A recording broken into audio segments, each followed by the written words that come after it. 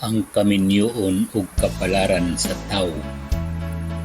Dunay malipayong kaminyoon mihangtod sa kamatayon, apan dunay milungtad usab pero kalbaryo ang pag-antuson. Ang uban nagbulag na lang kay sakit na gyud sa dughan, daw ang kaminyoon ay sulat gyud sa atong kapalaran. Kinsa nang malipayon sa kaminyoon dala ang kadaugan, nga gitumpita uban sa mga bituon sa kawanan.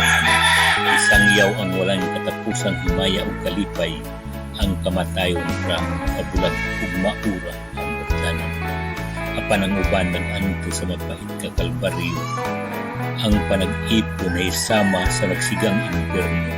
Kangit-ngit man sa kinabuhi, daw walay nay katapusan sa asawa ug bana, walay puros ang ilang panag-uban.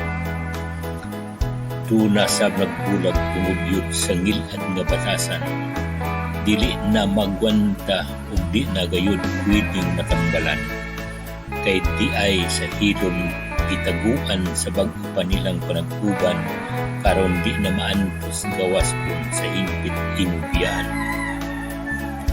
O kaminyoon, ikaw ang mas labawng gamhanan, kay nakiguban nimo ang tagatagsa nga kapalaran, ug ginasulat naman sa mga propeta ug patriarka ang nakadaiyang kahimtang sa mga bana ug asawa.